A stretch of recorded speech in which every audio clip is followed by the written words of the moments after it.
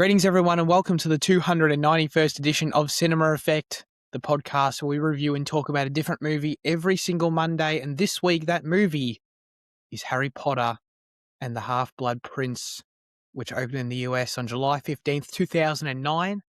It was directed by David Yates once again. It is a fantasy adventure film, if you didn't know what Harry Potter was. And the synopsis says, as Harry Potter begins his 6th year at Hogwarts, he discovers an old book marked as the property of the Half-Blood Prince and begins to learn more about Lord Voldemort's dark past. That synopsis implies the two are linked, but they're not. I'm just going to point that out. It's not like the book has any information on Voldemort's past. Those are two separate occurrences in the plot. Bit of a confusing synopsis. Not a fan of it. Jaden, Half-Blood Prince. We're already up to the 6th one. We're steamrolling through. It's flying by. But what do you think this time around? This is my favorite one. This has been my favorite one for about, I don't know, 6 odd rewatches, maybe longer. And like throughout watching this, like throughout this set of rewatches for this like podcast, I've found myself a lot lower on a lot of them than I typically would be. And I was kind of anticipating that for this one. But I guess like it kind of shows the quality of that. Like I did not feel that at all. I love this one as if it was any other rewatch, or any other kind of watch of it. It's just so incredible. It is the peak of the franchise. Personally, I think the aesthetic of it is incredible. From the color to the lack of color to like the kind of haziness and the softness of the highlights and the grain that's there. It's also apt and just such a good reflection of the story and all that shit. I think the humor is incredible. I laugh so many times throughout this film, and I think it's such a good balance of like I think this is like the best depiction of student life, and it kind of makes me sad that we don't get to see the 7th year. But obviously, I love what's coming next as well. So like I mean, like yeah, kind of like that. But I think it's like the best depiction of the trio, their relationship, where they're all on the same page. Obviously, apart from some relationships, but like they're on the same page. I think the story is brilliant. It's a sans Voldemort story, but you still feel him so much. And like just you have these kind of many other minor villains. I mean, minor, contributing. I don't know. It really is incredible. Very happy that it didn't have the effect on me that I was experiencing. So yeah, no fatigue. No fatigue on this one. Jaden, I don't know if I've ever agreed with you more in my entire life than everything. Like everything you just said is like all my talking points on this movie. I've always adored this movie. Nothing has changed. The film has everything you want in Harry Potter. Does it all so well to make such a satisfying experience. Everything you said about the school life, the humor, the magic, the story, everything. Absolutely, it's the best crafted film in the franchise. It's the most intriguing plot. It's the best character development. It's the funniest. It's the best performances. It's peak Potter. It's peak cinema. Done. Mm-hmm. Actually, I'm very curious. Oh, sorry. Please. I stopped about 40 minutes in, and I was shocked I was 40 minutes in. And like I went back and I was rewriting everything I liked, and I just kept on writing everything I liked, and I filled up like 2 pages. I took so many notes. Dude. Yeah. I was like, this is my favorite part, and I love this, and I love this. Yeah. Absolutely. I feel the same way whenever I keep writing and writing. I know. I mean, not that I needed someone to tell me I like this movie, but yeah, exactly. Fizzy, I'm very curious though. I'm not, I'm very pleased about where we're coming in here, but I'm also not surprised. I don't really know exactly where you fit into the picture here. Well, I can't really remember what I used to think in this movie, so I don't really know what my history of it is, but I think it's definitely like the most consistently good Harry Potter film. Like pretty much every scene in this film is at least good to great. It's awesome. It's, I don't know, and it like differs from the previous few where there are kind of lulls before like the great big ending, whereas in this it's just, I don't know, there are so many great elements to appreciate and enjoy. I don't know if it's like better crafted technically than Azkaban, but it is a very well crafted film for sure. But yeah, mainly just like the writing is good in this one, the story is good. Yeah. Like the stuff between Harry and Ginny and Ron and Hermione that's like overall all over this film isn't as like teenage as it was before. It's like more just I don't know. It's been more mature and normal, and everything feels like it's kind of come into full fruition. Even though Voldemort's only in flashbacks and flashes, but yeah, no, it's great. It's a great film. Hell yeah. Hell yeah. It is kind of weird, I guess, if you think about it, how like, I mean, Voldemort was at the end of the last film, but how like, he wasn't in the last film much, and then he's like not in this movie either. Like basically Voldemort comes back and then like he goes away. Like he never comes back on screen until the next one. Which is just like, but it's funny that like when you say it that, it's like, that sounds like a weird choice. But to have your main villain not really present. But like you said, Jane, like you just feel him so much throughout this whole story that you don't even really notice. You kind of have to be told, at least for me, it's like, oh yeah, he's not in the movie. But like, he's just all over the whole thing that it just, you don't really notice it, doesn't really need to be there for anything in particular. I mean, Jane already brought up the look of the film. I want to know if you feel the same way, Fitzy, about if the style of this movie, the cinematography of this movie stands out to you as amongst the pack, because it definitely does to me. I agree with Jaden on that. No, yeah, I think it definitely does. I mean, there are some kind of funny. I mean, the shift, like the color shift, with like Draco, like the color drained out of the screen, but like the rest of the film looks pretty great, pretty amazing. I mean, the rocks at the end. That's like take. There's a big shot right there. But yeah, I mean, it's just like consistent. Again, like all the elements are there. I don't know. Yeah, the atmosphere is almost. I mean, the atmosphere is crafted pretty much as well as Command this one, for sure. Yeah, yeah. I think for me the main thing is, I got a bit of trivia about it, is that it's the first one that I felt like color wise, visually wise, like, and not to say this obviously wasn't the case for the others, because obviously all the others, cinematographers work very hard, obviously, but this is the first one where I watch it and just by looking at it, I feel that there was a lot of thought put into the design of this movie in terms of the cinematography and the color palette and everything. Director David Yates stated in an interview that the color palette and lighting methods used in this movie were heavily inspired by the Dutch painter Rembrandt, however you say that, known for his techniques of light and shadow. I looked up some of this dude's paintings. Yeah, you can see it 100%. It's kind of like this sort of, I don't know, the sort of earthy colors and the way that the light sources sort of work. You can definitely see it. Wanting to bring a different look to this movie, David Yates chose French cinematographer Bruno Del Bonel.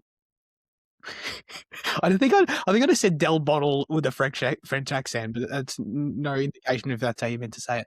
Known for his use of stylized color palettes that often feature prominent earthy tones, at first the movie was extensively color graded, and due to the overly dark tones, Warner Brothers asked them to add more colors to the movie.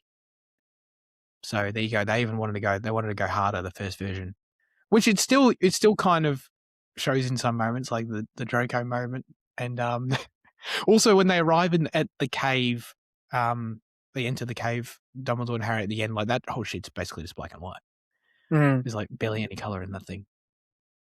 But yeah, it was going to be even more like that. This was the first and ultimately only movie in the Harry Potter franchise to be nominated for a cinematography Oscar. That. And people still write on stick for fucking Prisoner of Azkaban. I suppose. Corrupt the Oscars as well. Yeah, exactly. No, honestly, I think the fact that this was nominated for an Oscar like says all you need to know about like clearly people in the Academy noticed the shit too. So yeah, it's just one of the many parts of this movie that just technically stands out to me of just like, oh yeah, I love that they went for this, and they gave something a go, that stands out, and didn't want to just. I just love that this movie has a unique visual identity apart from the series. I think that's really cool. It makes me like it even more. Yeah, but even with the re-addition of color, like the studio interference, like they did it in scenes where like it's meant to reflect a happier tone. Like they use it for Quidditch, and they use it on the Hogwarts Express going in, and they use it in the in the room, in like the common room. Like they use it for warmth, and they use it like the color that they did bring back to it. Like it's used well for the story as well. Like it's not just out of place random color scenes. It's like it's good. Yeah. No, absolutely. Yeah, and then like I said, and then the color really goes away in some scenes as well. Yeah. So yeah, they definitely they know. Yeah, so Jaden, did you like all the romance subplots all over this movie? Love it. I love it so much. Okay. I love the melodrama, and I love the actual drama. I don't know, man. It's just so good. I'm not a big fan of Hermione, and I'm not a big fan of Harry and Ginny together. I think they're two of my least favorite things about the series. Not gonna lie, but I love both of them independently. Yeah. Okay. Yeah. But I love the way it's explored, and I do like the depiction. Like I won't deny that. Yeah, no, all the relationship is really fun. So wait, do you have preferences of who would you swap some of these couples around? Yeah, well, like my number one pick for Harry is Luna, and then Katie Bell. I assume the Katie Bell thing is more from the book. Not even that much. I just think it makes sense. Like she's a bit more of a character in the book, but like I don't know. She's on the Quidditch team, and she's kind of like okay. I don't know. She's a very like kind of character, I just like it with Harry. I only know her as is she in these movies and I blank? Like I only know her as for being the chick in this movie who gets cursed. She's briefly in the next one, and I think she's like a background. Like it's all background stuff, pretty much. Yeah. But I don't know. I just like Katie. Yeah. And then like Ron and Hermione just always rubs me the wrong way. I don't know. I think Hermione should have ended up with an independent, and Ron, I don't know. Maybe with Lavender. That would have been fun. But yeah. Oh man, I don't know about that. I don't know about that. But yeah, no, I think all the way in which the romance subplots add levity to the movie is great. And they're all enjoyable. Dude, one of my favorite little moments in the movie is how, well, it's not really a little moment, but just like what an aspect of the moment, I guess, is how when Hermione and Lavender have their big like blow up argument in the hospital wing about, he hasn't spoken to you for weeks. And I just love how they play out this whole scene right in front of all the teachers, including the headmaster, just standing there in the background watching. It just cracks me up so much. I'm just like, why? Surely in real life, someone would have like some self-awareness that, I'm not going to speak like this in front of these people. But it just cracks me up that they do the whole scene and then leave, and then Dumbledore's just like, oh, that was fun. It's like Love Island to him. Yeah, exactly. He loves that entertainment. He thinks it's great. But yeah, no, I love all this shit. I guess a huge part of that though is, I mean, you're not a huge fan of the Ron Hermione outcome, Jaden, but like a huge part of it is their whole like, they're meant to be together and that's like the whole, aspect of that. Hermione's upset about it. So I think they do brilliant work with it. I love, I love like obviously like after they win the game, and she, like when she asks Harry, how's it feeling? He says it feels like this, and the camera cuts to the outside, and then like you see the elation and Ron and Lavender getting together, and it's like the kind of crushing guilt and like depression of Malfoy in the same shot. It's like good camera work here to reflect Harry's words. Absolutely, don't get that. Yeah, get out of here. Yeah. You just, I mean, you've just sort of brought up another point that I was absolutely going to bring up in this movie, and that's the fact that this movie's got absolutely exceptional transitions. Oh my God. Like, almost every scene has an exceptional transition. That one that you're talking about is a standout where the camera just free flows up and then like touches on these different beats of the story. And then I love how then it sits on Draco for a minute, like up there already in the astronomy tower, which is obviously a tease. Or a foreshadowing, I should say. And then if you notice, like, and then the camera moves away from him, and then it never cuts, and then it goes back into the castle's walls and resumes the next day, but it doesn't cut. Like it just seamlessly keeps flowing. I'm like, oh my God, she's outstanding. Yeah, this movie has a ton of awesome transitions like that. There's another one in the Hogwarts Express at the start, like it travels from window to window without cutting. For a while, I love all that shit, man. And just some really entertaining. I think that's the other thing about it too, is that so much of the editing in this movie is just like adds to the humor. And what makes this movie so funny already in the first place. Like, I love the cut when when Harry says, he's thinking about he'll ask to Slughorn's gather, and he's like, oh, I'll ask someone cool, and then it just cuts to Luna in her weird ass dress. But that's like Luna is cool. That's like Luna should. That's why he should have ended up with Luna, because like they get each other. I mean, Luna's not cool. That's the whole joke, though. No, but she is cool. I like her. Don't get me wrong.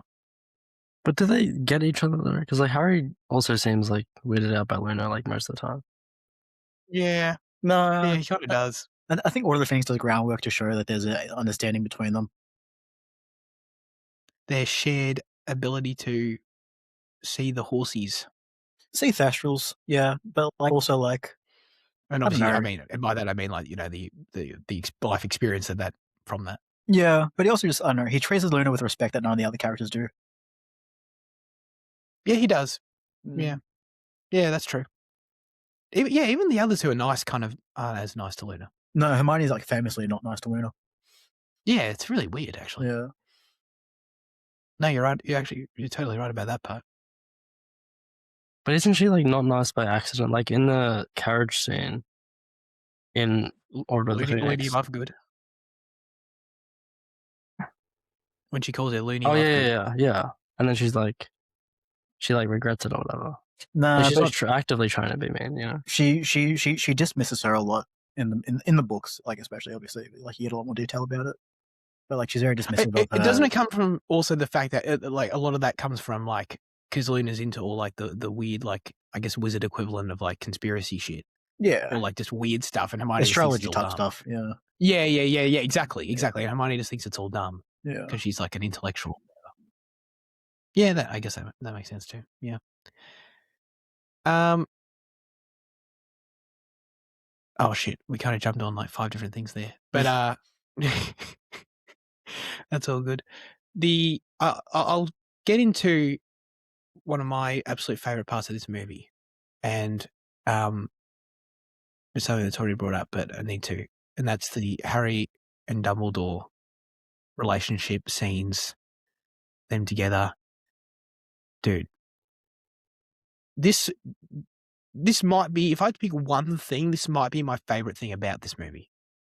It feels like the first time we get like real meaty, personal interactions between these two characters. Yeah. And obviously, like the last time. And I love seeing everything with them. Every time we cut back to Dumbledore's office, and it's like, oh, we're getting a new memory, you know. And I'm like, oh shit, I get another scene with these guys. I love seeing them trying to do their detective work to uncover the past with Voldemort. I love all the Voldemort flashbacks too. That's like another whole element to it. But yeah, dude, I just every scene that they have together, and a big part of that is because of the individual performances in this movie as well for both of them. But I don't know, it seeing the relationship evolve in this way where, I mean, we've talked about it in every review where it's like Dumbledore comes in at the end and he's like the sage. He says like the imparting like lesson or whatever, or like, you know, wisdom for Harry at the end. That's kind of like just bookends the story or whatever. But in this one, it's like, no, this is he's really involved in the plot. Their relationship matters to the plot and to the story, and it's really feels really fresh and really exciting. Also, just to kind of get to know Dumbledore a bit more, to spend more time with him outside of feeling like he's kind of above the main story and above what we're mainly spending time with. Getting him in the mix is great. So, yeah, I don't know if you guys feel as strongly about that as I do. It's it's something I've been wanting to hint at for the past 3, because everyone obviously it feels so important, the Harry Dumbledore relationship, but those movies don't showcase it, and so this movie has a lot of footwork to cover to make his death pay off, and it does it all fantastically. Very true. Yeah, I didn't even think of it that way. It kind of had to do that. Yeah, but it did it. Yeah, because absolutely. if it had maybe the same amount of attention to Dumbledore as the other ones did, his death would just it wouldn't carry any weight. It just it was important to I mean, obviously the whole story is built around that one as well, so it makes sense this time. But yeah.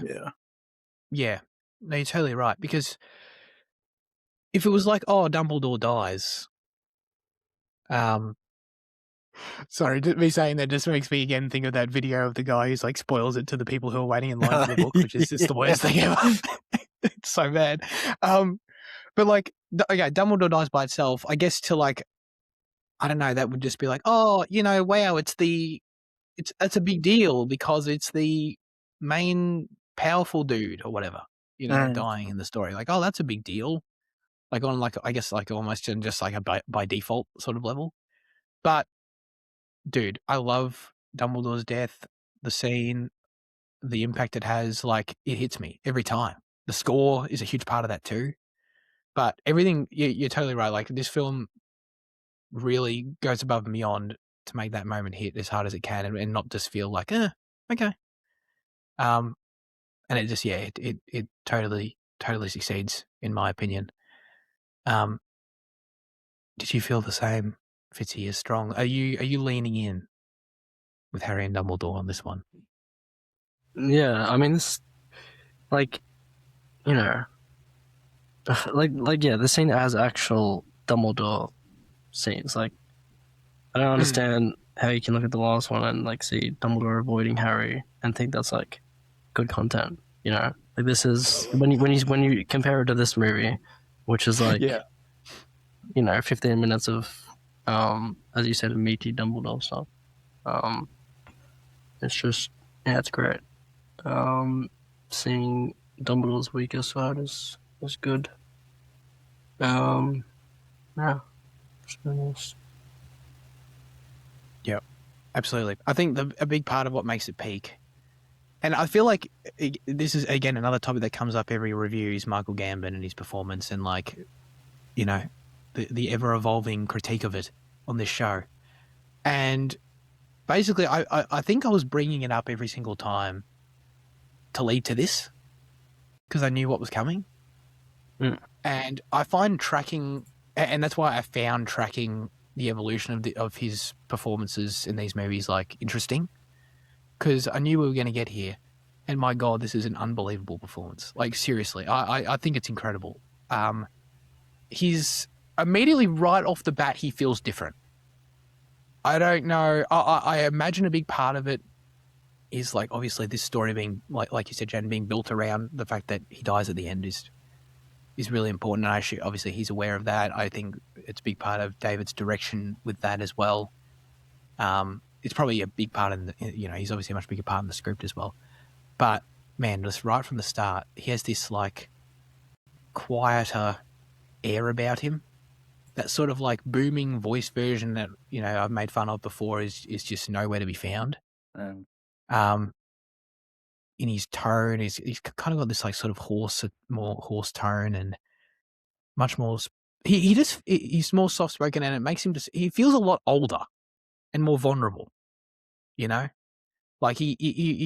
of feels fragile in this movie, in a great way. And obviously that a big part of that then that leads to is at the end when he in the cave and he's insisting on the suffering. because of his old age. And he tells, he insists on, he cuts himself for the blood and insists on Harry, always protects Harry in that regard.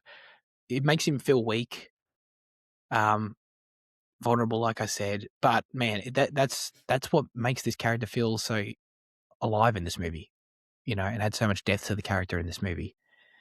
And it's crazy how you can, I thought about his scene where he, gives the Great Hall speech in this one at the start, like he does at the start of every movie. And it's a great scene. It's a great speech. I love when he says, in the end, their greatest weapon is you. And like his whole delivery of the whole thing is wonderful. Yeah. And really important. So love that. But the point I'm making is that you can take that scene and like side by side, like watch all of his Great Hall welcome speeches in all the movies back to back to back. And this one immediately stands apart in terms of just different, like how it feels, like what he's doing in the scene. It's so different. Mm-hmm. He just takes on, like he's not up there being like old and weak or whatever. Like he's still the principal speaking to everyone. But yeah, it just comes from a different place. Whereas in the others, it feels like he's kind of just projecting a lot. Mm. This one definitely just comes from a deeper place, I think. So, man, I think he's a huge player in this film and for a huge aspect of why this film really elevates itself technically. This is seriously like an S tier level like performance in cinema to me. Like one of my absolute favorites. I love it. And I think if you want to look at scenes where like he really gets to shine, like obviously the big one is like when he has to drink the torture liquid in the cave. And that's just fantastic seeing this character who, again, like talk about demystifying a character. That whole scene completely demystifies a character and how he reacts to it. And it's pretty shocking. It's pretty raw. Which is what I love about it. So yeah, I'm going on and on. I think it's absolutely fantastic. I don't know if there's any other scenes that stand out to you guys, or I don't know. Is this? Am I right in thinking that this is clearly Michael Gambon's best effort in these movies? Yeah, definitely, I think so. Like I think it demystifies him, but he doesn't like demythologize him. He's still like he's still like I love that. legend. He's still like legendary, but just for like different reasons, I guess. And I mean, even though he is hiding certain details at the end, it's just seeing him not hide anything and not be forthright with Harry. That's just so good and fun and interesting. Yep. No, I mean, like even in the flashback, I think he's amazing. He just shows a lot of, worry and vulnerability throughout the film. And it's just he's in a state of despair. It's really good. Absolutely. Yeah. You mean like when he meets 12-year-old Tom Riddle? Yeah, I think there's something there in his performance. Like even if Definitely. he said he didn't know anything at the time, he kind of has that like trepidatious kind of look to him. Yeah, definitely. Yeah. Dude, that flashback does so well at foreshadowing things. Like the 7 rocks on his windowsill. Yeah. And I didn't even notice that. The stealing of objects, which he steals objects to make his own, like the Horcruxes. Like he steals the diet book. He steals stuff, to make Horcruxes and stuff like that. Wow, that's such like a J.K. Rowling obvious, like tying up thing. I didn't even realize it was. Yeah. I thought you meant more in terms of like Voldemort's character, like Tom Riddle's, like I don't know, psychology or whatever, or it's just like what you saw in his face, I guess. But sure, the literal things are cool too. I think like the movie is plenty long already, but the book has so many brilliant flashbacks about like Riddle's life at home as well.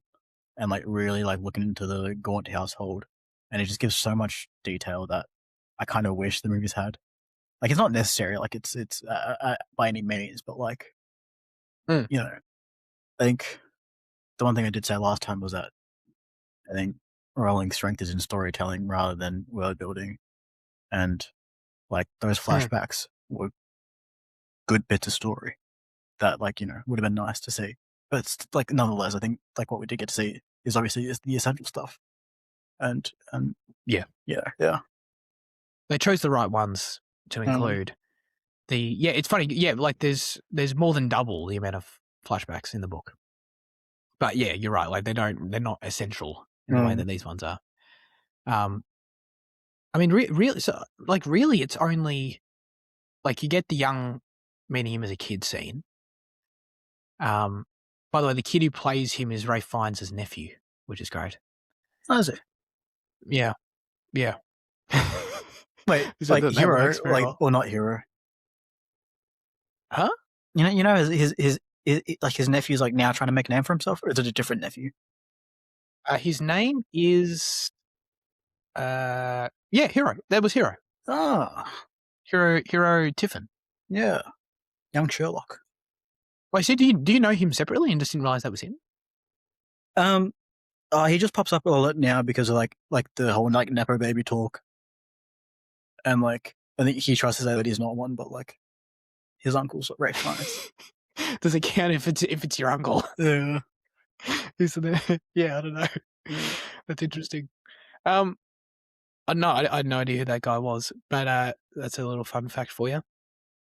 But no, like in terms of flashbacks, you get that, which I mean, it's cool to like get the first encounter between him and Dumbledore, and like all those cool little foreshadows I didn't even notice. That's really cool to point out. But then other than that, you only get the only other two, right? Are like the whole Slughorn mystery aspect, like of like what he said or what he told him. That's all there is. But that's another part I love too. I love, like, you know, they play the memory and then it's been altered by him out of shame, and then they have to find the real memory, and then obviously that memory is hugely important because it's like it unveils the whole plot of the next two movies, you know, and of the end of this movie, obviously. So that's immensely satisfying. I don't know what it is. Horcruxes are the most MacGuffin shit ever. I fucking love them. I just love them. I don't know why. I think they're just like, it's just satisfying to go after these things and to have them be objects that tie to Voldemort's past, and you sort of learn about him more as a result of going to them. I just think that's like, for the fact that literally they are just like MacGuffins. They're just things we got to chase to take him down. But like, I don't know, it's like somehow it's wrapped in something that still makes it interesting. Yeah. And also, and the fact that then so many of them tie back to past events in the franchise as well. They sort of, you know, make it the Tom Riddle's diary and all these other things. It's like, that makes it cool too. It makes it feel like, this was important, I think. Yeah, exactly. It fills in all those things of like, oh, yeah, no, that shit mattered, you know. But where does the ring come from? I always forget. Is it just something that Dumbledore stumbles across, right? Not stumbles across, but you know, like it wasn't like like it's his mother's ring. Yeah, so it was the mother's ring, but then how did it end up with Dumbledore? Yeah, I don't know. I always forget. I don't know. Could be a book thing. It says he went and found it at the house, at the Gaunt house. But I guess the film just doesn't address, I guess. No. That's Again, fine. not something in nature, you know. But yeah. No. Yeah. Yeah, absolutely.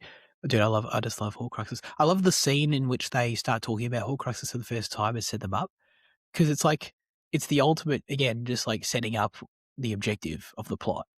But the way in which, like, and this also feeds into like why the Dumbledore Harry scenes are so compelling as well. It's just like them going back and forth and like they're like realizing how bad it is, and there's 7, and like the dialogue, the scene's really well paced where the dialogue starts quickening between them and the score starts building, and then it climaxes when Harry touches the ring, and then like and then it flashes Voldemort in front of him. Just a really well built scene. The whole thing, just really cool to watch. But yeah, and man, I don't know how far we can go down this road without future spoilers. We'll try not to, but like, I can't leave this section without saying, like, obviously, a huge thing that was like painting the way I viewed the whole Harry Dumbledore relationship throughout this film is like, I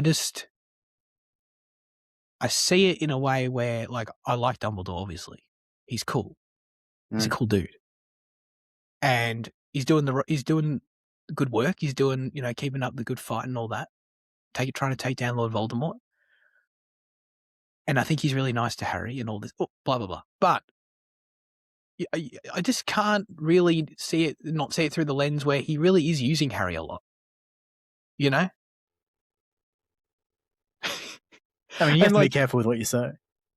I know. That's why I said I am going to be careful. But like, I think even just within the confines of this movie, yeah, you can still see it.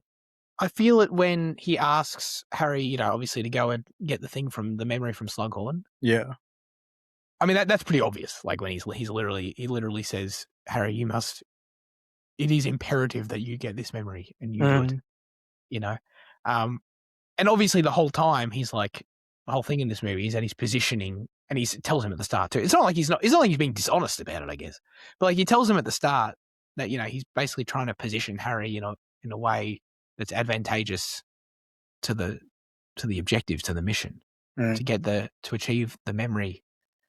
So yeah, he's Harry. I guess my point is that it's another layer to the relationship that when McGonagall says at the end that to Harry that Dumbledore meant a great deal to you, or you meant a great deal to him, rather, I should say. Like I believe that, but you can't ignore the fact that Harry is kind of just sort of a chess piece sometimes, and that's interesting. That's good. That's good relationship shit. You know what I mean? It's not like nothing. It's not simple. Like just because the king sends the queen into battle doesn't mean the king doesn't love the queen. Sure. Right, yeah. Right, Liam? Yeah. Mr. 1600? 1600, dude. 1800? Jesus. 1820. Come on. 1820? Yeah. But that is the thing that, yeah, you're absolutely right. Like, it doesn't mean that he doesn't love Harry, but it is also like he is still doing that, And it's like, it's like, it's not the cleanest feeling in the world. It's not like super White Knight stuff, but that's cool. I like that. But that's what, I mean, like, it's a lot of next film stuff, but like, yeah. When you learn all the information about his past through like the book that Barrett writes, it's yeah. I mean, a lot of his actions here become clearer. His actions with other characters and all that stuff. Like, it's hard to talk about. I mean, in isolation, but yeah. Yeah. No, we definitely will talk about it a lot more for sure. I definitely want to get ready for the 4-hour episode. Get ready for the 4, absolutely, dude. It's probably going to be well, no, that stuff is all that is all part 2 stuff, to be honest. But yeah, no, we're going to talk a lot in those ones for sure. But I just wanted to point it out because like I felt it regardless in this film. It was part of the fabric of the relationship in this one for me. Yeah. Dumbledore also. Sorry, but Snape says Snape says you ask too much. Yeah, I was just thinking that. Yeah, absolutely. He does say that. Is that's when you get the brief scene with them on the astronomy tower before they leave, right? Yeah. That's another great scene, by the way. God, so good. I love it. Yeah. I mean, obviously, yeah.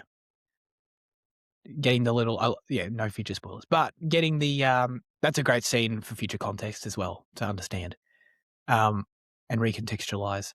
But man, even after Snape leaves that scene, like just to further support everything I've said about Michael Gambon, like the way his whole demeanor in that scene to Harry, of like he's kind of he's being caring, he's sort of asking him, connecting with him and telling him that he's kind and, bring up his mother and all that. Like they're having a bit of a tender moment, but they're doing it. And like Michael's got his goddamn hair blowing, his fake hair blowing.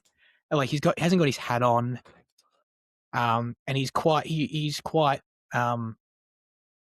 he feels, again, quite fragile in the scene. It's just a whole different side to him, you know. Like, usually in all the other movies, it's been like he's got his beard buttoned up and he's got his hat on and he's like in uniform kind of thing. So yeah, it's different seeing it all loose and and vulnerable, like we've already said. I've got some trivia here for you here. Daniel Radcliffe's least favourite performance of his in the franchise, he stated in an interview in 2014 that he was just not very good in it and calling it hard to watch. He also said that he was struggling with alcohol at the time of filming and he can tell in certain scenes that he is intoxicated. Oh yeah, actually I did read that. I did hear about like his ick. Do you think in the I scene didn't- when he had the liquid luck that he was actually drunk? I mean, he is so good at it, man. I know. I mean, I didn't know that like his issues started this early, but I definitely don't think it changed like that. Yeah, obviously the performance is great. Yeah. Maybe it's just like for him, it's just like a hard like reminder or whatever, and he kind of puts that into the performance. Yeah, I think so. I think that's probably it, because I mean, obviously viewing yourself as an actor is a whole different thing, but like, I don't think any outside observer would think this is a weak performance, because I think it's absolutely fantastic. So I'm just trying to, even though this was like 20 years ago, I'm trying to boost up Daniel. I'm like, bro, I'm telling you, like, I'm trying to give you some support here. It's like, no, mate, it was good. I'm telling you, bro, I promise. It was really, really good. Yeah, he has a bunch of really strong scenes. With all the other, I mean, we've already talked about the Dumbledore ones to death, so I don't need to do that. But like, obviously, the whole liquid luck scene is just hilarious, absolutely a banger, and it really is hugely just as good as it is because of him and Jim Broadbent, but because of him as well. Broadbent is so good in this film. I mean, Absolutely. I think we talked about it in the last one. I think about like you keep on stacking on cast like this elite British actor. Yeah. I think Jim's one of the best ones to come in and just does the role like so well. I could not agree more. He is wonderful. He's also another example of how every performance in this movie is so in sync with the whole picture and what it's trying to achieve. Like, this film, I mean, this is something you alluded to at the start, Jade. This film balances a lot of different tones just masterfully. And he's the perfect example of that, like, in embodiment in one person, where he's funny, he's kind of like cringy sometimes, like, not in a bad way at all, but very, very serious, very, you know, you pity him at other times, you know, when he gets quite emotional in certain scenes. Yeah, no, absolutely. He runs the gamut in this movie, and he's just always so great. He's like, when I think about Half-Blood Prince, he's got to be one of the top 3 things I think about first, because he's like, he makes such an impression, and he's obviously such a big part of the movie. Slughorn's just a great character. Yeah. You know? I mean, he's a big part of the comedy that emerges from the film as well. Oh, yeah. Which is what I love so much as well. I think like the Slub Clubs, like the scenes are like some of like the best. I mean, it's hard to say they're the best because like the film's such quality, but like I mean, like obviously the funniest, like Harry like awkwardly like playing with the curtains while Snape's like, you know, dealing with Snape McLaggen. comes behind the curtains with them. Yeah, and they're like obviously like at the dinner, like on the first dinner, like when he stands up, like it's just such Oh yeah, such well written like little comedic scenes. I think I don't know. I'm surprised that that is where it appears. I mean, like you talked just last time about like how like there was that genuine laugh between them, but then I'm like where was this comedy in the rest of the series? right? Yeah. This movie's comedy, it really stands on its own. Where like, I mean, we've talked about in all these reviews how I'm laughing a lot. I find a lot of stuff in this movie funny, and but a lot of that is because like they're charming, and because a bit of nostalgia aspect too, where it's like, I think that line's funny because it's always stood out to me, or like, or I remember it, or whatever. Yeah. Like this movie is just funny independently. Yeah. It's just a funny movie. Jake and I were laughing a lot in this movie. Just like every little lines, little moments, like Harry standing up for no reason, or I shouldn't say for no reason, when Ginny walks in. Was a big one. That was hilarious. I think like fighting for the book in the potions classroom. Oh yeah. I think Hermione hitting Ron like because he's eating while like Harry's missing is funny. Yeah. Like obviously the liquid the whole liquid luck scene is like just funny as well. I mean, like it's just I don't know. This guy, I don't know. Maybe he was happy like when writing this one. He's like, yeah, let's just get in. No, seriously. I think everyone was operating on a slightly different wavelength with this one. In terms of, you talk about the cinematography, you talk about it with Stephen Clothes is the writer, right? I don't want to get his name wrong. Yeah, with Stephen with the screenplay, with the humor. Yeah, like so there was someone's injecting a little bit of something different at every step of the way, kind of thing. You know. There's so many funny scenes, man. Oh god. Honestly, Daniel Radcliffe's just his delivery, like during the whole Felix Felicis scene, of like every little line, just cracks me up. And of course, the pincers. Yeah. I was thinking of that. But even like from the start, like as he's like walking out, he shouts "Hi!" Like it's just. Oh yeah, that is. Oh man, that's good. He took on a whole different sort of cadence in his tone, like the way, like even when he was just talking to the others. Yeah, dude, that's how he talks in real life, though. Like if you see him in interviews now, he's like so like, pepped up. Right. Like it feels like Yeah. Oh, but he's like, well, by all means, come along, sir. Like it's the way. Come along, sir.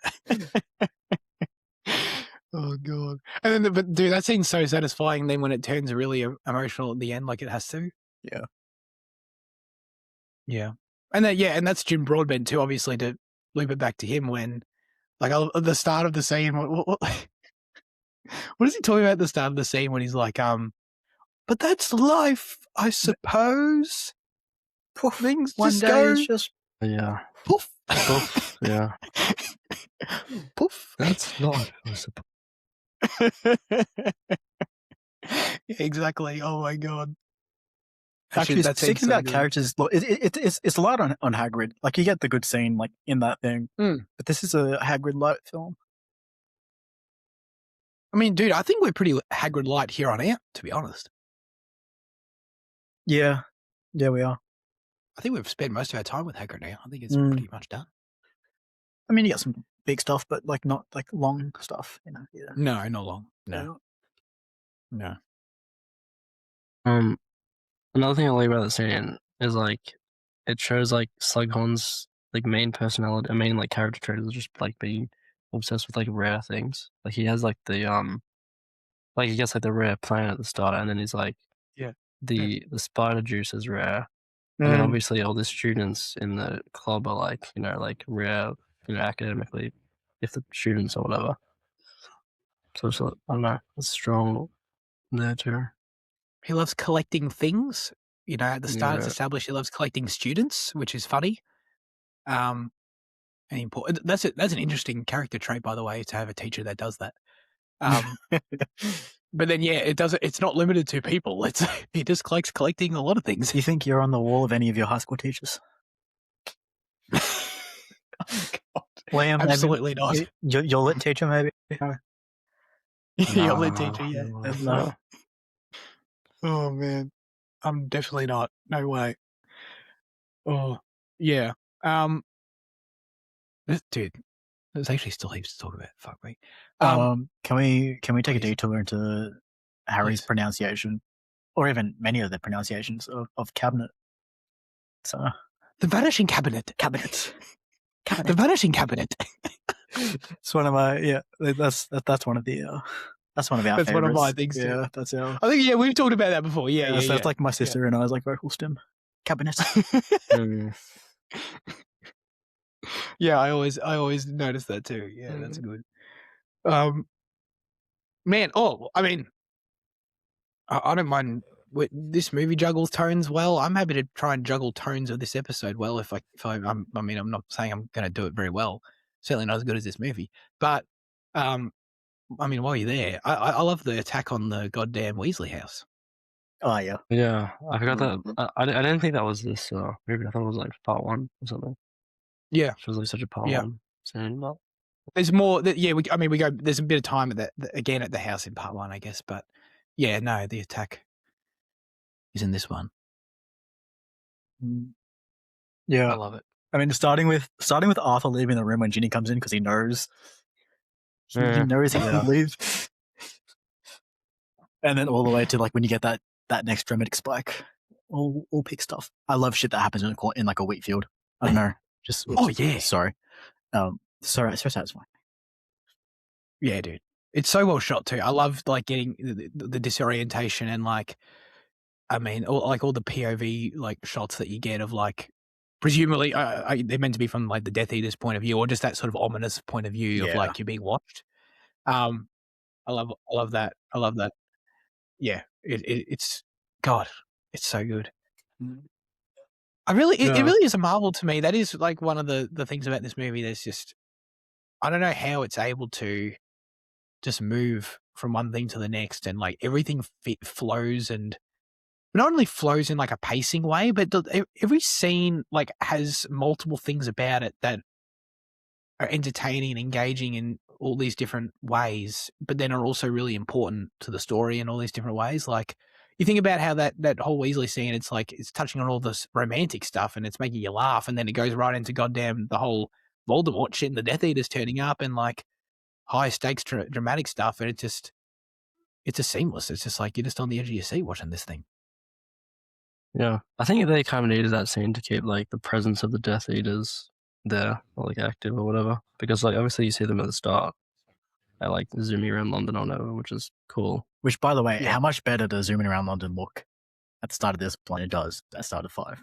Oh, yeah, absolutely. that's so true. Yeah, great point. But like, yeah, just I mean, for them to come in at the end, and that scene is kind of necessary as well. So I mean, it serves that function too. Yes, all the functions. All the functions. I mean, to your point there, like that's the thing about so many scenes in this movie is that they're so enjoyable, but then when you sit back and think about them, everyone is serving functions. You know what I mean? There's no one thing in this movie that's like, oh, I didn't really need that, or why was that there, or man. I mean, I bring that because that's like we talked about in Order of the Phoenix, how I kind of felt that for some things where I haven't before. I'm just like, I didn't really need Hagrid's giant brother or whatever. This one, it's like every scene is serving multiple purposes and looping back to and is bringing up stuff that's going to at least become important. Another one I think about that's another entertaining scene is like the whole first potions class scene. Oh, yeah, that's a great scene. Fuck, Jesus Christ. See, this movie's got so many great scenes. What that scene does, just like with progression of time and then just like background work as well, it's just so good. Yes. Yeah. That's so satisfying as like, well. It's just... Absolutely. Yeah, seeing him just like hack the whole thing. Yeah. Dude, that's how I don't know if this is going to relate to anyone. That whole scene is exactly how I feel about cooking, in the sense that I'm everyone else in the classroom trying to make their potion when I'm cooking, where I'm following the instructions. I'm following the fucking instructions, but somehow I'm still botching the whole time and ruining the whole thing. I need in cooking Half-Blood Prince. When cooking, you're allowed to experiment, flirt with some stuff, change the measurements. When baking, you can't. So see, you've just blown my mind. I didn't never even made a distinction between these things. Keep that in mind. Well, when you put it that way, I've done more baking than cooking, actually. Interesting. Yeah. So, man, dude, all I could say is that I could relate so hard because, like, I need a Half-Blood Prince when I'm trying to make shit. Because, like, oh my god, like, it's like the instructions like cut up this amount of this or whatever, and I'm like doing it. And I'm like, I don't know, something's going wrong. I'm like the fucking the food. I feel like even though it's obviously the food isn't magically reacting like it is in this scene, I feel like it is sometimes with just how badly it's going. Don't put water in a hot pan with oil. Then you get a magic reaction. Yeah, science is just magic. All Mhm. the crazy shit that happens when all the dangerous stuff in the kitchen. But yeah, no, that is a fun thing. Oh, sorry, the point didn't even really get to the point I was making. The things that scene touches on, right? It introduces liquid luck. It introduces the Half-Blood Prince's diary. It, I'm totally blanking. It does something else. I can't remember. Well, I guess you could say, like, I don't know. It gets Harry and what's his face and Slughorn kind of on like a better tier, I guess, like together. Yeah. I feel there's something else it does that I'm missing. I don't know. Can't think of it. Anyway, yeah, but that's a perfect example of a scene where it's like, oh yeah, if you look back at it, this scene's really important and it achieves a lot of things, but it's just so fun. I guess it kind of also shows how like calculating Snape is as well, which is kind of foreshadowing-ish. How does it show that he's calculating? Do you think he left the book there on purpose? Is that what you mean? No, just that he's like very precise is what I mean. He's it shows very us skilled. You see his writing, like intentional. Yeah. No, absolutely, totally agree with that. Speaking of Snape, I always thought that this movie was more about Snape because obviously it's Snape, but Hufflepuff Prince. But yeah, it was less than I thought, but it's still like some great stuff. Great. I mean, he's still kind of like hiding, but it's I don't know. You're seeing like the cracks, I guess. You're seeing like it is still a more vulnerable Snape. Like even in that early scene with the unbreakable charm or spell or whatever. But another one of my absolute favorite scenes. It's like you can still see Snape's kind of, I don't know, his coldness towards the Death Eaters is like real. So he's able to use that, but it's just, I don't know, it's so great. He's like definitely feels awkward or something or weaker, but yeah, it's good. I always get confused when that scene starts because I'm like, why are we in this shithole town? And I'm like, oh, right, this is where Snape lives. Yeah. I know what you mean though, because the film doesn't really leave the core protagonist's perspective. These movies don't. You know what I mean? They don't really leave Harry's perspective ever. Yeah. So to go to this totally random place, it's like, where are we? What's going on? How embedded is he in Muggle culture still? Yeah, that's right. I would love to see Snape go to Woolworths. He's local Woolworths down there. Or like, it probably wouldn't even be like, I guess, I don't know. I picture it over there being like Aldi or something. I don't know. They do have Aldi over there. Yeah. But I think it's like a different Aldi. I feel like he's got an Aldi membership. He's got his rewards card. That's what I want to see. Oh, God. Dude, that is, such a good scene. I love it. I love it so much. Alan Rickman, I mean, we've talked about so many times how entertaining he is in these movies, but this is his best work as well because it's what you just said, Fitzy, where it's like, he's doing all the Alan Rickmanisms that are just hilarious, but still, that bring that vulnerability as well. The thing that's so great about that scene is that it's also hard without future spoilers, but I think it's fair to go along the lines of what you were saying, where when he gets asked to make the unbreakable vow, you can see the entire character's history in his face. The way, like his process of like his reaction to being asked to do that. And it's like, if you know what's coming, it's all there, everything, where his reaction to it and then going through with it. It's very cool. It's a very great performance. And like, he kind of has this initial kind of like, it's very subtle, but like he definitely reacts to it. He emotes to it a little bit. And then it's like Bellatrix interprets it as like a cowardice thing of like, oh, he's too pussy to do it. but then he does it, which is obviously huge, huge commitment. So anyway, yeah, it's just another great scene. I also love his delivery of when he tells Bellatrix, what is he? He says, "Put that down, Bella. We mustn't touch what isn't ours." That's another one of my little ones in this movie that cracks me up.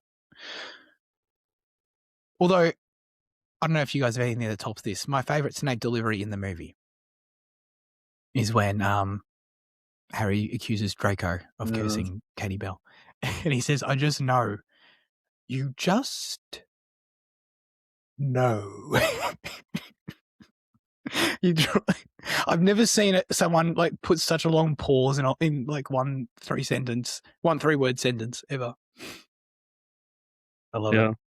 I think my favorite moment with Snape is when he just like doesn't like he say Dumbledore needs you, Harry, or something. So what he says, he says something to Harry that someone needs. I'm not sure if it's Dumbledore or something. And then Harry asks, like, "What's it about?" And he just ignores him. Yeah, He just, at the party when he has to like deliver the message. At this Slughorn party. Yeah.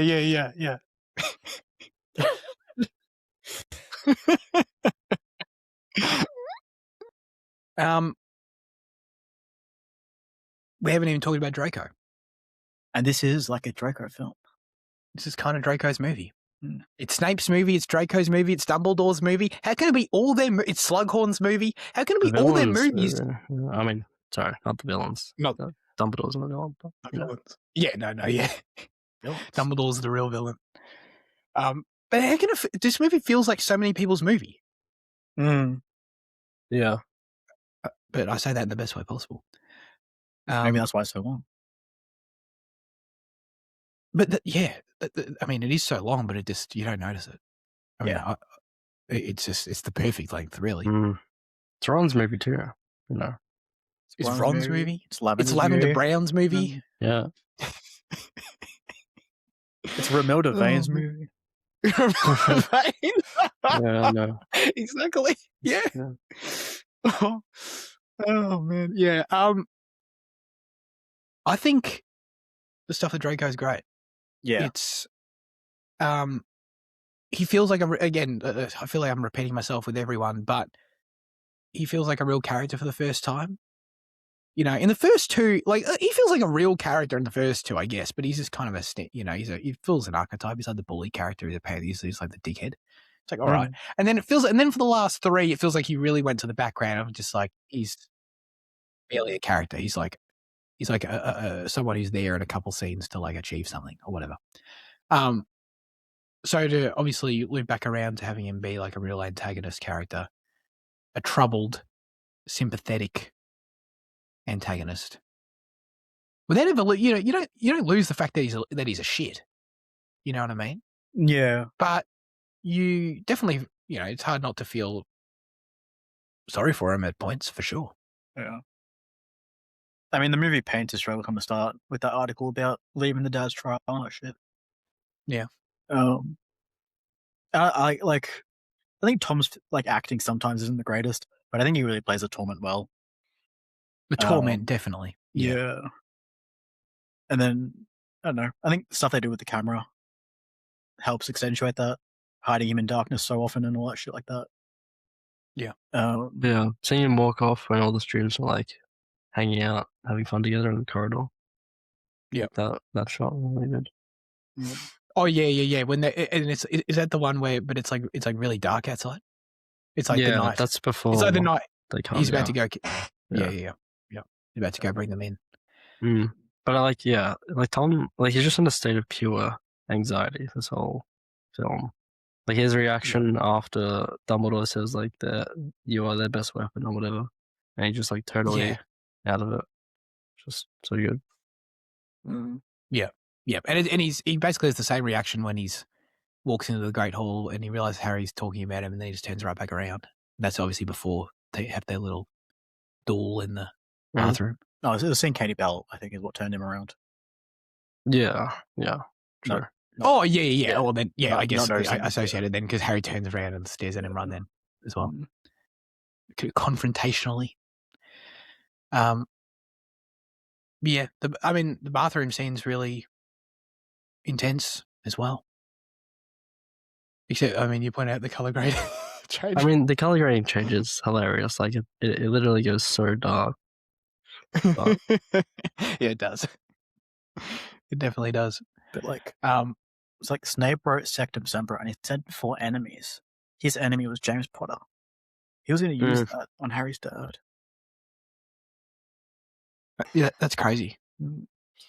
This also sort of opened an interesting can of worms for me, where I'm like, okay, so you can create spells. Like they're not. well, did he create it, or did he like discover like a really rare spell? Yeah, I think you can create spells. but it's like, how do you do that? I don't know.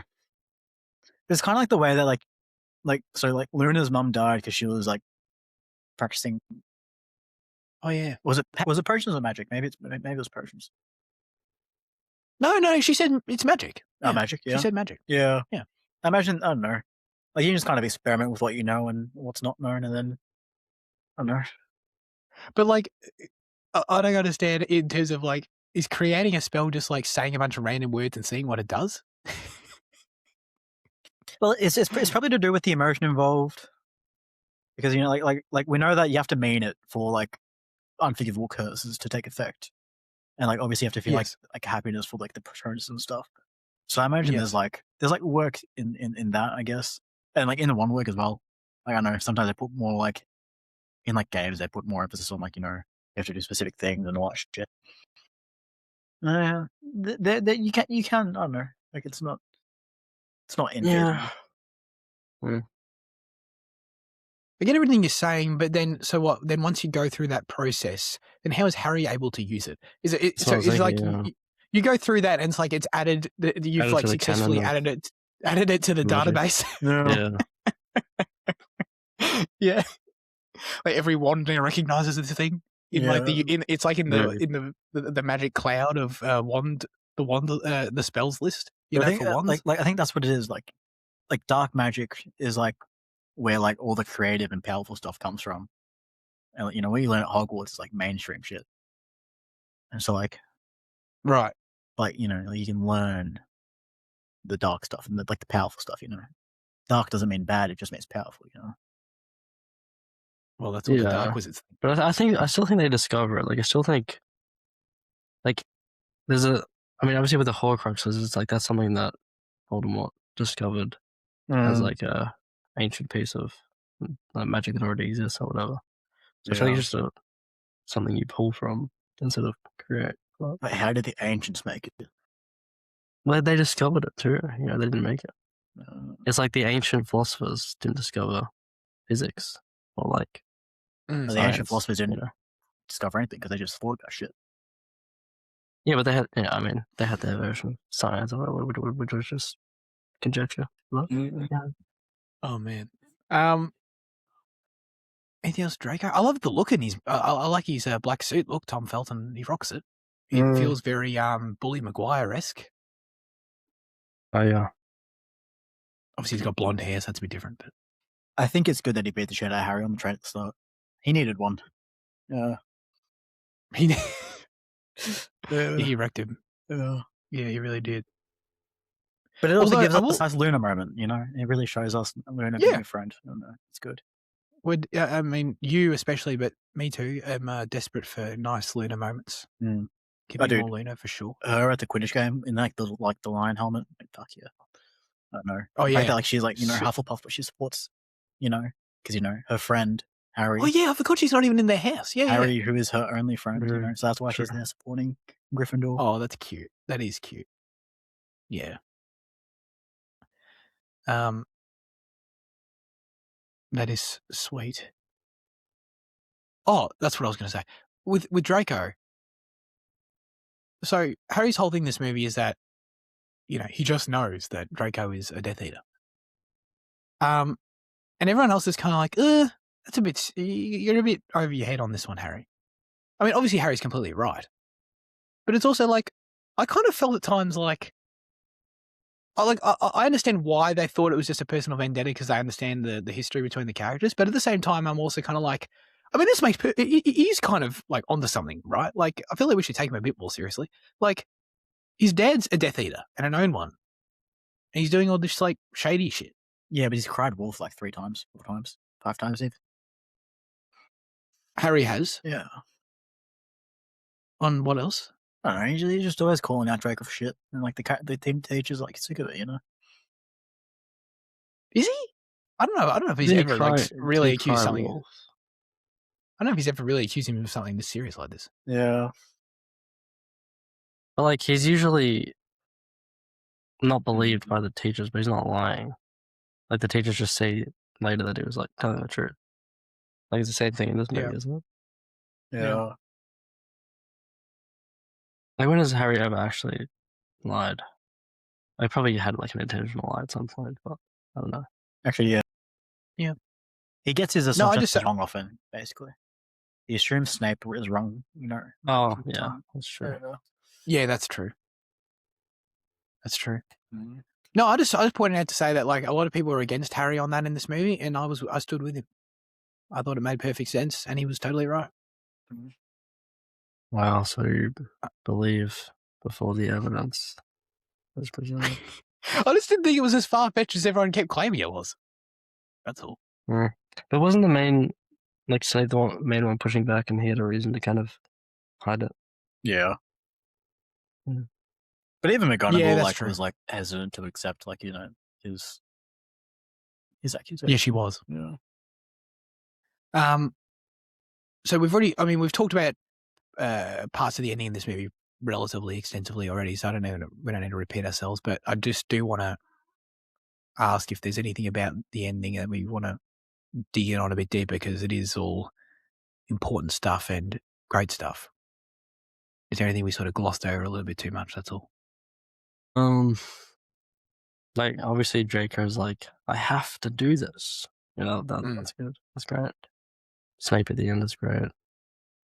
I love when Dumbledore, just on that, when Dumbledore tells Draco that, you know, points out all the things that he's attempted to do throughout the year to get to him, like, you know, the poison and the curse. And like, you know, he tells him it's almost like your heart wasn't in it, you know. It's like, yeah, exactly. RAB, I mean, like, we find out a little bit more later, but it's always like, yeah, I kind of wish there's a little bit more to it. Definitely on screen. Yeah, it feels like one of those things that it's a big deal at the end of the. Well, it's not the biggest deal, but you know, it's dropped at the end of the movie. Yeah, because like without, it's one of those things where they then realize later they're not going to make a big deal of it. You know what I mean? In adapting. So as they're going along, they kind of realize, you know what I mean? Like they it's at the end of the book, so they put it here at the end of the movie, but then when they get there later, it's like, oh, we don't really make a big deal of this. Yeah. So it kind of ends up feeling a little bit like. I had to search up exactly what his involvement was because I couldn't remember. And then I was like, I mean, like, I really don't even remember the lines in the next film that explain it, but apparently like there is like lines to it. Yeah, there are, but they kind of just like, as far as I recall, they basically just sort of hit it and move on because they know they have to. Yeah. Yeah, it's pretty quick. I just want to make sure I make this very clear if we haven't already. But Dumbledore's death, the whole thing, the scene, we talked about the moments before, a little bit before, but like Snape killing him, it's legendary. It's iconic. I just kind of assumed that like we weren't talking about the scene itself a lot just because we were kind of taking it for granted. Oh yeah, it's great. Obviously. Yeah, kind of. Is that the case? Because I think it's freaking awesome. Yeah. I kind of get a bit lost in the follow-up just because of how stunning, like, the images, like, when Harry's trying to confront Snape in the field. So I kind of get lost in that a bit. And get lost in what, sorry? What about it? I don't know, like that long shot, that wide shot of like Snape and Harry on the hill towards Hagrid's hut and Hogwarts in the background, and it's just, yeah, I don't know, I just kind of get I get lost in the image of that. And like that's because it's good or because you don't like it? no, because like that's kind of like the pinnacle, like that's kind of like the pinnacle of the film to me. Like that's kind of like that's like yeah, the okay. climax there more so than. Oh, really? But yeah. Like the death itself Okay. is quite simple. Like Dumbledore's Oh, it's very simple. There's no like frills around it, which I think like that's makes it good. But still, like the hell scene is where you kind of get the the emotional power, I guess. Yeah. Oh, that's interesting. Okay. Yeah, I don't quite. I mean, I like the LC too. Don't get me wrong. I don't quite agree with that. Like, I feel it more like in the minute sort of after of like montage you get of them, like obviously the shot of him like falling, and then like of the when they start wrecking the school and stuff with the score going, like just feeling the sort of that pit in your gut kind of feeling of like sort of like everyone sort of flurrying about of like after what's happened, Yeah. responding. Yeah, that honestly feels a bit too like fun to me to like get that pit in your gut feeling that you're describing.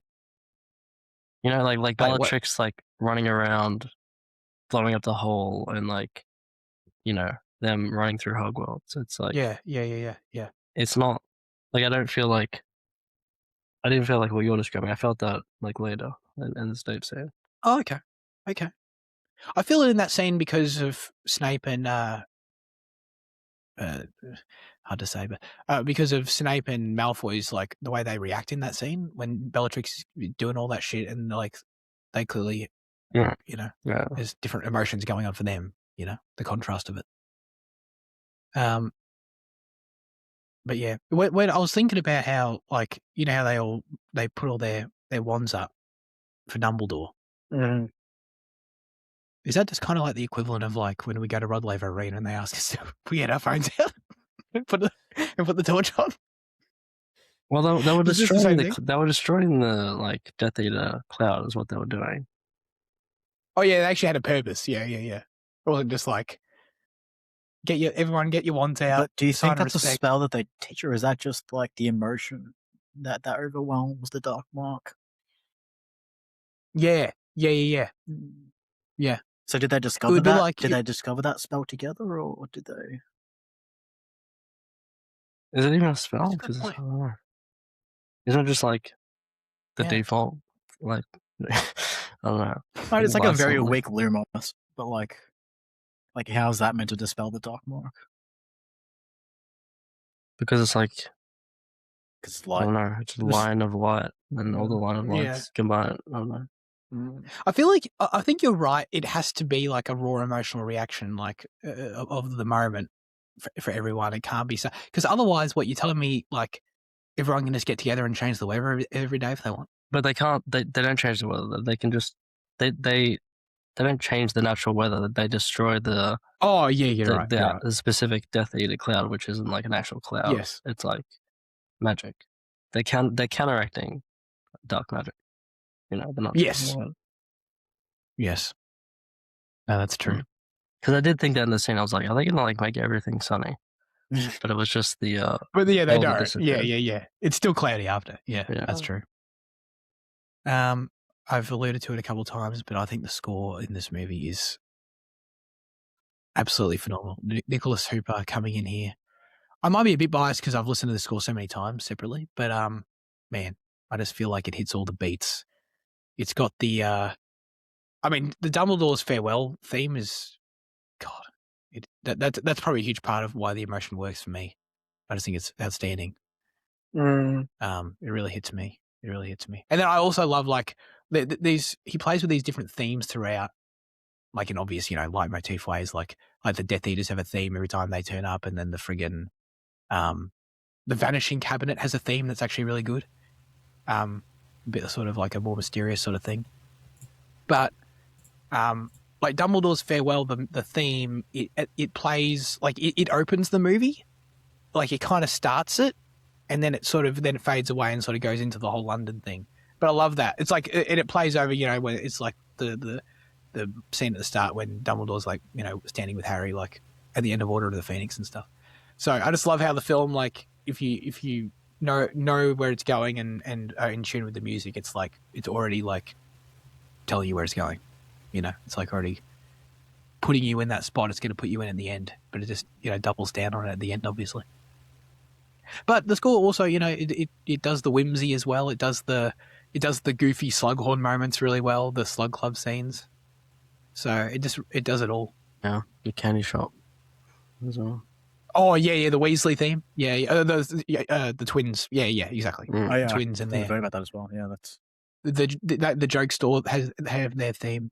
That actually comes from the last one. That's the same theme that he plays when they ruin the Umbridge's test or whatever. It's the same thing. But yeah, it's a good theme. my weird connection to the score is that in 2009, back when Powerhouse was still a thing, which then became Dick Smith, you could make CDs like in like little hubs at the stores. Like there was like little computers. You can you choose a track and it burns it onto you like live there. I made a 7-track fucking CD that had like 2 songs from The Fray, an Eddie Money song, I don't know, something else, and then Journey to the Cave by Nick Hooper from Half Prince. Like, dude, I think back to it and I'm like, what the fuck was I doing at 8 years old in Dick Smith making this compilation? I was like, Jesus Christ. But at the time, like, is it because you liked all these songs and you were like, just it was. Any song I like. It's just like the most random assortment of things. I think there was a Green Day song on there. I don't know. It was just weird. That's hilarious. That's great, dude. Journey to the Cave. Oh, that is a climax of some sort, if you know what I'm saying. You know what's funny? I didn't even mean to put it. That wasn't the song I was meaning to put on. Like it ended up there by an accident, but it ended up being like the one that I like now because have it. But like I was really what I was looking for was like the Durms like when the Durmstrang students enter in Goblet of Fire. Oh yeah, that was the track I was looking for. But when I searched it up, that was the one that came up. So. But now, do you like Journey to the Cave as much as I do? I do. Yes. Yeah. I prefer it even to the Durm thing. Yeah. Yeah. Excellent. Man. And obviously, dude, the whole cave with and then when Dumbledore conjures the flames at the end, it's like that's iconic shot, dude. So fucking tough. So tough. Yeah, exactly. Oh man. I might actually be somehow good. I think. Only 1.5 hours a week. A week. I can't wait for us to talk. How long are we going to talk about part 1? Dude, I like that's the real. That's like the real territory for me is part 1. To be honest, part 1's gonna have a lot of territory. Yeah, definitely. Dude, I can't wait. I was excited for this review. I'm really excited for us to. Part 1, it's overlooked, man. I'm telling you, we're gonna fucking. True. It's so good. I can't wait to talk about it. Okay. Let's get to our final verdicts for The Half-Blood Prince. I'm obviously giving this a 10. Jaden. Yeah. Fitzy. Well, I'm gonna give it the overwhelming feeling I had throughout the film of like every scene in this one was just great, and it was just scene after scene was just incredibly strong, and yeah, awesome. So I'll give it a 9, which shouldn't be a disappointment because I'm pretty sure it's the first film that's landed 29 out of 30. So it was the highest rated film the highest rated we've ever we've ever reviewed. Oh shit! Wow. So you can be happy with my 9 for that reason. Yeah. Oh, I am. Wait, so previously it was when we did that last year. It was 28. A bunch of 28s. We had so many 28s. Because it was 2 10s and an 8, or it was 10 9 9. I think was yeah. Oh, I see. Yeah. Okay. Oh my god. Oh, that's great. I love that. Half-Blood Prince is our highest rated collective movie. Oh, that's sick. I love it. Yeah. No, I'm very happy with that. Man, one day we'll get a 30. It'll happen. Actually, is there a film is there a film right now that we haven't reviewed that actually is just we all have a 10? Yes. Take a quick pick. What do you have Inception as, Zach? A 9. I gave it a 9. Oh. No, I've got it just 10. Yeah. Could Babylon be a 30? I've got it at a Oh. 9 at the moment, but like that's with room to move. Dude, it could be Babylon Yeah. could be a 30. Oh. We can do a quick news chat if you want to talk about the Clayface trailer. I mean, there's not really much to talk about. It was just kind of quick shots. Some looked cool. You're into it because it's like a horror thing, right? Yeah, I like it keeps getting said that it's a horror thing, but I'm worried that the studio side and the real side is going to get washed out. Like, he's going to wash over it, because even on like some of the shots that I saw, like aesthetically, it still looks kind of superhero movie-ish. Like as much as as they showed like kind of body horror aspects, some of the shots that we get, I'm like, that's superhero lighting. So I'm like, I don't know how much of a horror movie it's going to be. So we'll see. With Yeah. that, we can... No, it's fine. Wait, did you see it? No, I saw some of it through Instagram. I pretty much think the same thing. Yeah, so you didn't see it. But you said to talk about. You said that's fine. You said to talk about it. I was joking. You want? No, okay. You didn't tell me. 50. I will allow you to tell us what your highlight of the week though was. I started watching Beef season 2. Which is, I don't know. It's pretty. It's watchable. But it definitely. Come on. Oh no.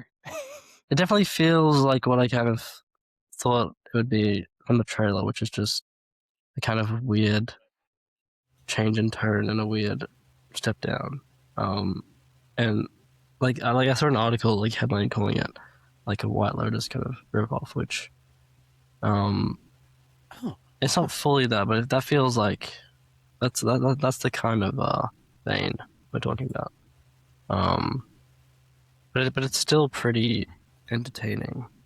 Charles Melton and Kaylee Spain are good. Oscar Isaac's pretty great. Actually, Oscar Isaac has a pretty he is an interesting character for sure. He's pretty fun to watch. But yeah, the stuff around and the conflict is kind of like, it's a bit to be honest.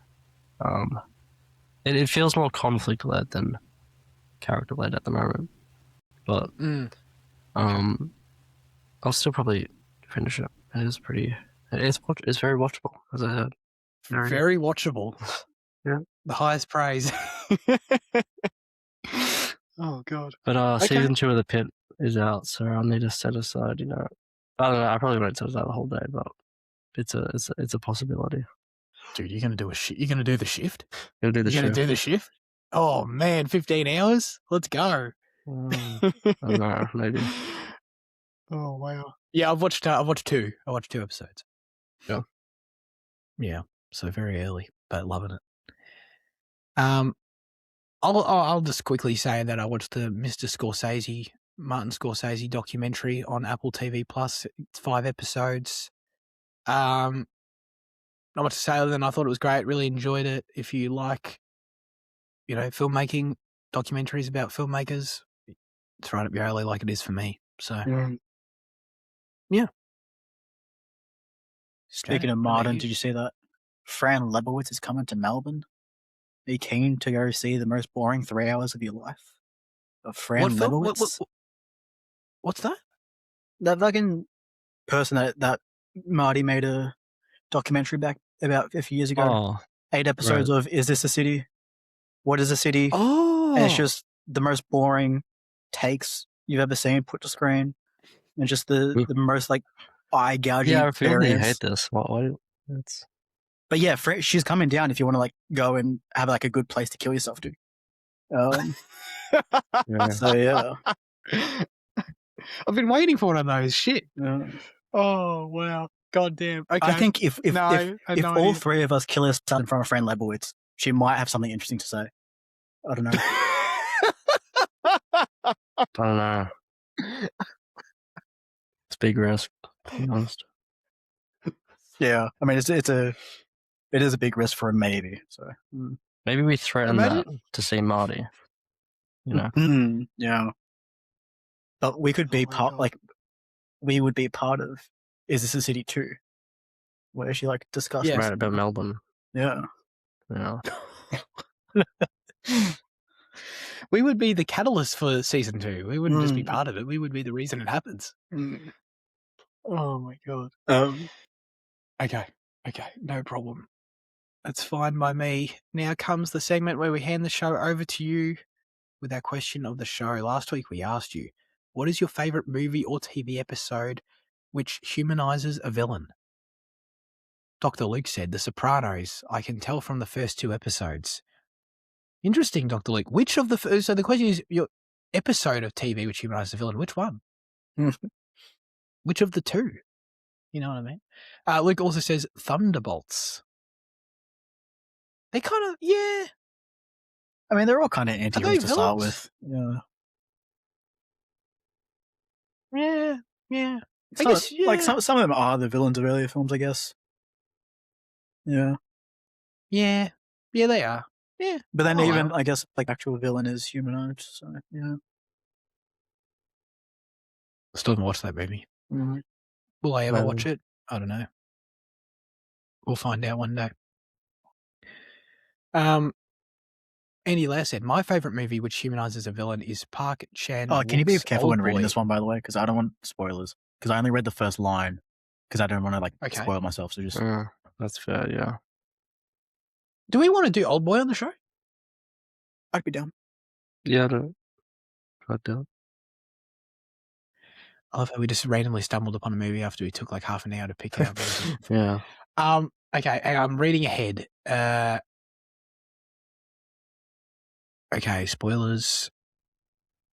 Okay, well, I can censor it and say that Andy says that the movie and the events in it drenched him with emotion that very day at Cinema Nova in Lion Street. Okay. For the sake of plot convenience, I'm not going to elaborate further as Liam is the only one, and Dr. Luke surprisingly on Valentine's Day saw this movie. How does he know? How does he remember there was a Valentine's? I'm not sure whether this response fits the question. So could Liam please let the panel know if it's right or not? Yeah, kind of. I don't know if it like fully humanizes the villain, but it's more interesting like for the reveal, I guess, than anything else.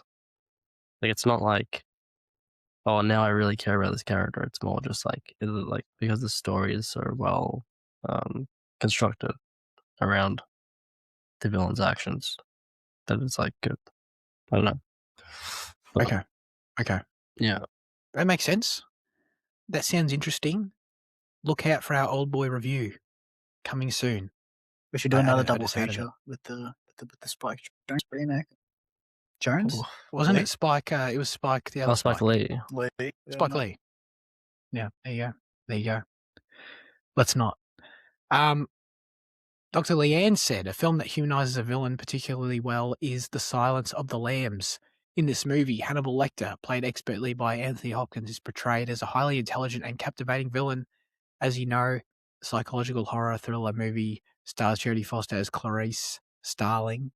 In helping to solve a murder crime, Clarice, just, man, God, it's a bit of a tongue twister for me, seeks the advice of the highly humanized and imprisoned villain, Hannibal Lecter.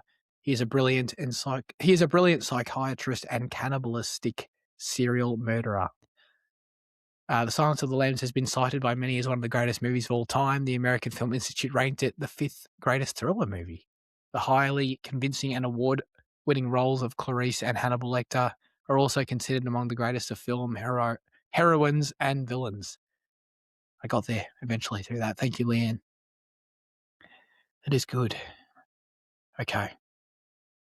You want to dispute the answer, don't you? I mean, I don't think Silence of the Lambs. You have Silence of the Lambs at 7?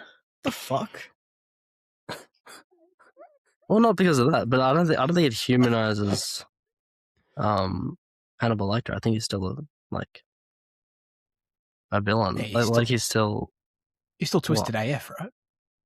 I don't think you really do. We understand him like by the end of the film. Well, I think she kind of humanized to mean like as in well realized and not like cartoony. Yeah. Which is, what- Okay. yeah. Okay. And like he does feel like more of a person than what other serial killers do, or even like he feels like more of a person than what he does in the Michael Mann fucking feature that he did. Yeah, Oh no, man. What's it called? Fuck. it is Manhunter, isn't it? No, Isn't am I dumb? isn't is it? Wait, what's the Netflix thing? Isn't that Manhunter? Red Dragon? They do what? Manhunter? No. Don't worry. It's What? fine. No. All right. Everything's You're talking about the Michael Mann one where Brian Cox plays like the Yeah. Hannibal. Yeah. Yeah. That's Manhunter. Yeah. So does this mean that are we all? I mean, I don't want to be too strong, but are we all saying that we aren't really satisfied with any of the answers this week? Well, I don't really have my own answer, so I can't really complain about all this. Wow. I struggled to find something that I liked.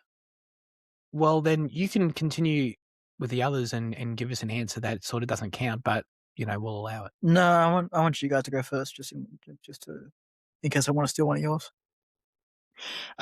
Okay, well, how about this? I'll reveal one of mine first, and then we can go, and then let's see if you then. Oh, I mean, so the most obvious one for me when I think about characters being humanized, villains being humanized, and then having an arc around that, like the most obvious one in the world, but still one of the best is obviously Zuko from Avatar: The Last Airbender, and you get that episode. I looked up which one it was. I couldn't remember which one it was, but it was season 2, episode 7. Zuko alone. Remember this episode? And it's great. Done. I nailed it. I nailed the question. All right. He's a villain. He's a straight up villain. And, not like totally evil, but, he's a villain. He's definitely positioned as a villain. And then he humanizes him.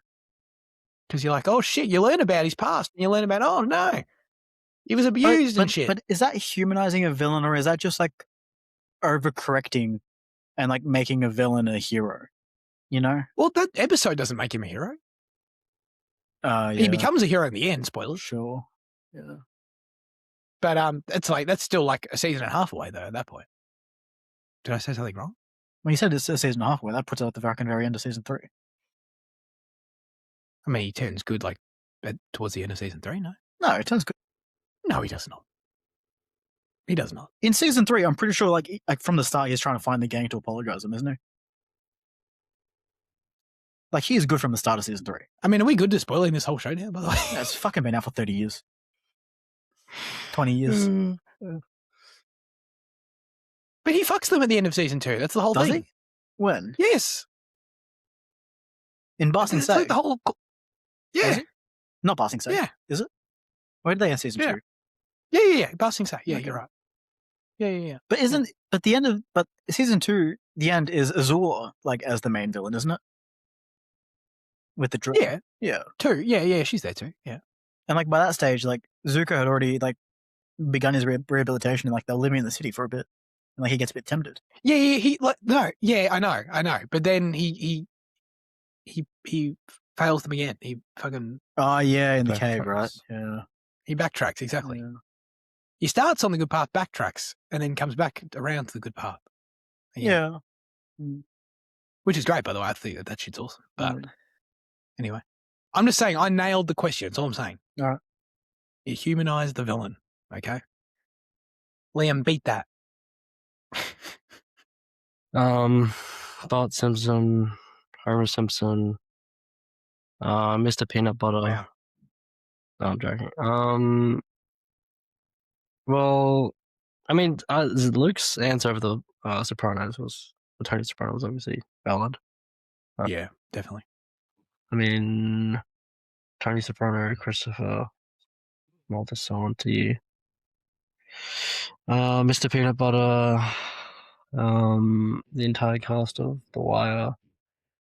Okay.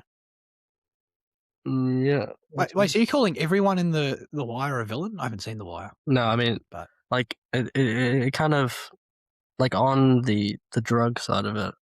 there's a lot of parallels in the way between like the tactics that the police use and the tactics that the drug people use, and then you realize it's all just like business, and it's not like any evil going around. It's just like the system, you know. That's cool. Which like humanizes, you know, a lot of people. Yeah, I mean, I guess my main answer would be Tony Soprano, just because he's like, he still is a sociopath at the end of the day, but he's just like the most, you know, relatable sociopath ever. So Yeah, pretty much. Yeah. I don't think he does, to be honest. Doesn't He he? never bangs her. Oh, that's crazy. Never. I was getting major vibes like that from season 1. I mean, yeah. I think they're playing with that. Yeah, but I don't think it ever happens. I mean, the 7 seasons never. Wow. I don't think it ever happens. Yeah, a bit of an anti-climax on that. But he strikes me as like it's the type of show that strikes me as like at one point his wife finds out that like he's cheating on her with like the therapist, and like she gets pissed. I feel like that's like that. Well, that feels like it's such pretty a close, but like not the therapist. But yeah, okay. it humanizes.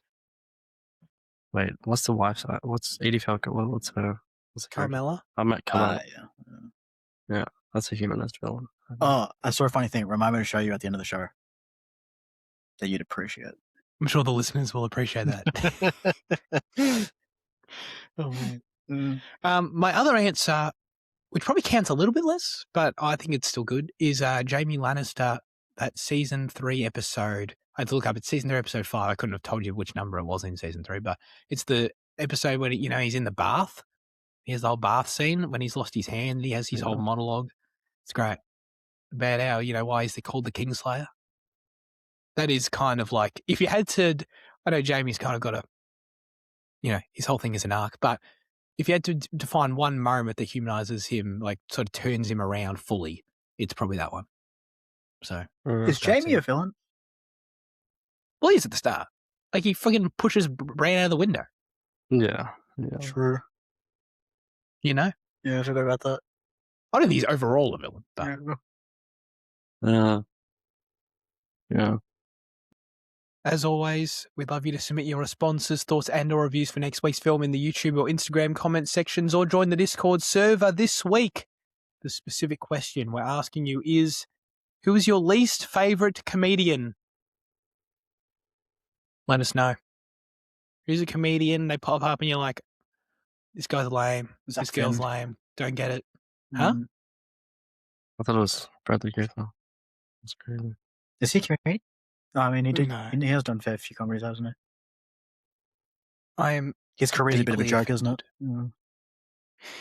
Anyways, I'm deeply, I don't know if I'm, actually, I was going to say deeply offended, but I'm actually kind of, I guess, flattered that you would call me a comedian. Yeah. Because I would just say I'm a bad podcast host. I wouldn't even go as, you actually referred to me as a comedian. So, wow, that's amazing. All right. That's it for this week's episode. Thanks, everyone, for tuning in. Fitzy, what are we doing next week?